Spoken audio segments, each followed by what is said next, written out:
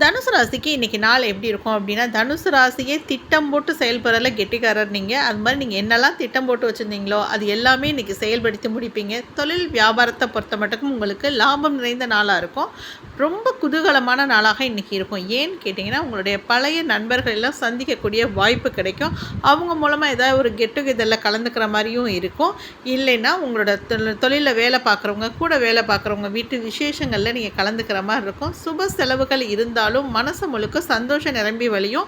வீட்லேயும் அதே மாதிரி தான். வீட்டில் ஏதாவது பராமரிப்பு செலவுகள்லாம் இருக்கும். ஏதாவது பொருள் வாங்குற மாதிரி இருக்கும். ஆடம்பர பொருள் வாங்குவீங்க.